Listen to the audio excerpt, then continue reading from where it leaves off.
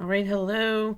Here is part 2 of World War II, and this is going to have the information that you need for page 17 and 18. I'm skipping 16 and 15 because that information is going to be in a different presentation when we talk about the home front. All right, so where we left off, excuse me, yesterday. So Japan joins Italy and Germany as part of the Axis powers, and they become a unified front. And remember that we talked about this before, that we knew we were going to end up in a war with Japan at some point. For the last 50 years, we've known about that, but we weren't sure what the plan was. Our assumption was that they were going to attack the Philippines. And on a Sunday morning, December 7th, 1941, they attack all of our island holdings in the Pacific, including Guam, Samoa, the Philippines, Midway, and Hawaii. And that is where we had, obviously, Pearl Harbor. Now, Hawaii was not a state. It was a U.S. territory, much like Puerto Rico is today. Hawaii does not become a state until 1959, just, for information's sake. So the Japanese goal was to destroy the Pacific Fleet, but luckily our aircraft carriers were out in the open ocean on, doing practice missions, and so they were not there at the time of the bombing. This incident killed about 2,400 Americans. It sank the USS Arizona to the bottom of the harbor. It's still there. They never dug it up. It's like a living memorial to the men inside of it. It took out a fair number of our planes. And one of the issues was that the use of suicide bombers, which was a foreign concept to Americans. And this is really important when you're talking about fighting wars, whether they're in Asia or the Middle East. But the mindset of people in other parts of the world are different than the mindsets of Americans. And that's important to understand when you're fighting a war. So the Japanese felt that it was their duty to sacrifice themselves. They knew they weren't coming back. They were going to destroy as much as they could with their life. So they'd shoot and take out what they could with their bombers. And then when their bombers were hit, they would purposely crash them into American ships and places where people were. And that's not the American way. But, the American way is this idea that you're going to survive no matter what, against all odds, and you'll do what you can to help yourself survive.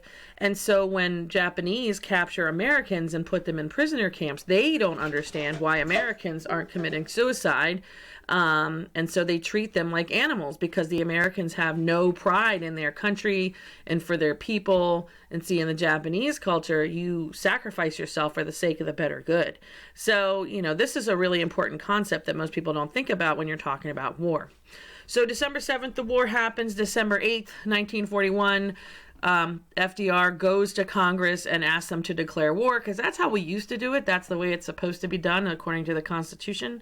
And we declare war. Congress decides to declare war, and we are now in the war. Now, luckily, FDR had prepared us for this eventuality, and so we were pretty ready, much more ready than we were in World War I, where we kind of were caught with our pants down, so to speak. All right, so we had infrastructure, and we had manufacturing, and we had men mobilized, so we were ready for this situation. All right, so the War Powers Act gave FDR sort of a unilateral control to reorganize the government, create new agencies, and do what he had to do to maintain manufacturing and production for the sake of the country. All right, so in this situation, this means human rights, civil liberties are lessened for the sake of the survival of the nation, right? So the government can take property. The government can jail you for your language. The government can prevent you from going places, buying things, doing things. And we see a similar thing right now with the coronavirus. And what does this lead to? Well, of course it leads to conspiracy theories, where people are thinking, oh my gosh, this is all a plot by the government to hold us back and reduce our liberties. And that is simply not the case. It's just unfortunate that sometimes we need to buckle down and sacrifice for the good of the betterment of the nation, right? So we all have to stay in our house and wear a mask because it's what's going to save lives. So that's what we have to do. It's not about a government conspiracy. All right.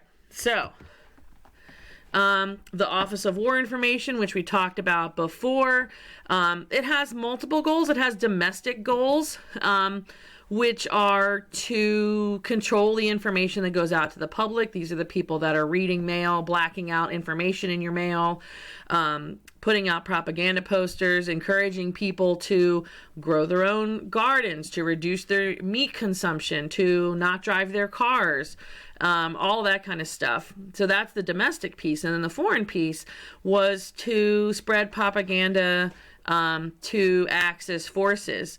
So there's all kinds of campaigns of this kind of thing. The Germans like to spread pamphlets to the British troops who were placed overseas that Americans were marrying all their women and leaving none for them, because they were trying to spread dissension among the ranks of the Allied troops.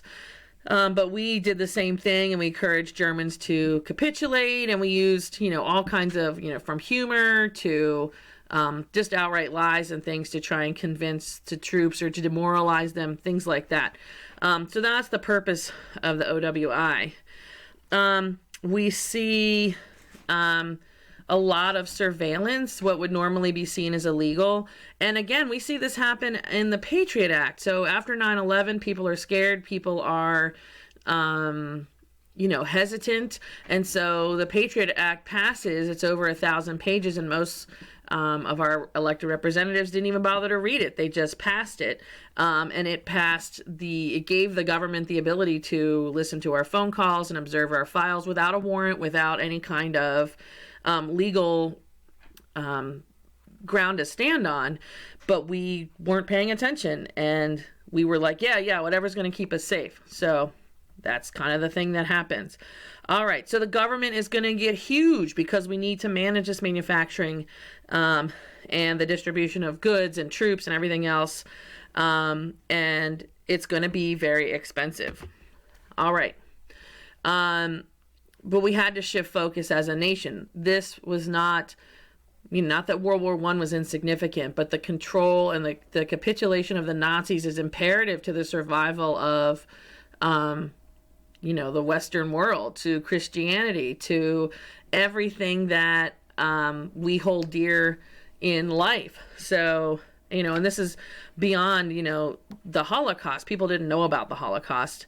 When people heard about it, they didn't even believe it. Oh, it's got to be exaggerated, right? So this is all about, saving the Western world, saving our culture.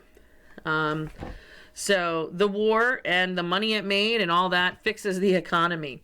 And we'll talk more about that later. So now this is where we get to your packet about General Eisenhower, page 17. So General Eisenhower is going to move up the ranks. He was served in World War I as well.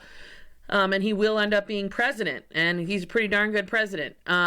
He runs as a Republican, I think, and oversees the country during a great period of growth and wealth. And it's a great time for everybody. But at any rate, you're going to want to pause this to get the information on this page. So you can pause, and then this page to pause, okay? And it kind of tracks his growth, and then at the end of the war when he is governing the American territories in Europe. All right, so these operations that are on page 18 follow here. All right, we have Operation Torch, which is the Allied invasion of North Africa, battling Erwin Rommel. And again, if you're interested in these things, take the World War II class with me, and we get into this stuff, like into the nitty gritty, and we do lots of maps, and we watch videos, and we do all kinds of stuff on World War II, and you get to know a lot of information and a lot more about the characters involved. But the Nazis held Africa. So the plan is, they took the French territory. The plan is to take North Africa to get access to Italy, and then, as Churchill said, roll them up from the south, take Italy, and then go up into the underbelly of the Europe, basically. But at the same time, we've got the Russians on the Eastern Front, and their work is also imperative to our success. So we're doing a three-prong attack. So we're coming in from the east, coming in from the south, and then eventually we'll be coming in from the west. All right, so once we are able to get through North Africa, we go to Italy. and roll them up from the south. So Italy takes, now D-Day's on the books for quite a while. We just have to get through Italy first to cut off the Axis control, and it takes a lot longer than we expect. So we have to keep putting D-Day off. Then the Battle of the Bulge is in the heart of Europe, basically, and this is the last German offensive. They kind of take everything they have and throw themselves at it, and then we are able to conquer them, although a lot of loss. I mean, this is a hard-fought battle, but part of why we're able to be successful is because of the Soviet losses on the Eastern Front. The Soviets lose millions and millions of men, destroying hundreds of thousands of Germans. Much like World War I, the Soviets have the highest losses of any other country, but they were necessary, and they're just as important to our success as, we always celebrate D-Day, but we have to celebrate Stalingrad too, because that's the end of the 6th German Army. All right, so D-Day, this is the end-all be-all. Supposed to go there this summer, had to put off our trip. Going next summer. If you're interested, let me know. I'll take you to Normandy with me. So anyway, Normandy invasion is the largest amphibious invasion ever attempted. It's 152,000 men, and we invade because, you can see there on the map that we come from many different ports, because if you had a mass of men, everyone had spies out there. If you had a mass of one, in one place, it would be obvious where the invasion was coming from, and we were afraid of the Luftwaffe coming in and taking our troops out, even though the Luftwaffe was pretty much done by this point in the war. And what we did over here in Dover, and the opposite side of the coast here is Calais in France, and this is a 20-mile spread, and now you can take a ferry across, but it's cold, choppy water. There's also an underwater tunnel called the Channel, or the English Channel Tunnel, and you can take a train or you can drive under the water. It's concrete. You don't see fish or anything. It's not exciting. And when you pop out, you're in France. Hooray. So what we did is we had a fake army that we amassed here in Dover to trick the Nazis into thinking that the main invasion was going to be in Calais. And I have a great video about that I'll share with you, that if you want to watch it, it's about the what we call the Ghost Army. And these were artists who built like tanks out of rubber and fabric, and they were inflatable, and they had women dressed as men to think that they were soldiers, and they had video or sound recordings of tanks moving and things, and it tricked the Nazis over and over and over again. Pretty wonderful, to the point that they actually shipped them inland, and they're part of that Battle of the Bulge. So the men come from all these different places. We have, in the wee hours of the morning, we have an air assault. We have men parachuting in, but then we also parachuted in fake dolls, dummies, so that the Nazis would be not sure what was going on. We were trying to keep them confused. And they softened the targets behind the lines along with the French resistance. And then the main invasion from the Navy ships comes at around 6 a.m. And by 3 p.m., we are about to Caen. We have made it that far. We suffer heavy losses, but we knew that.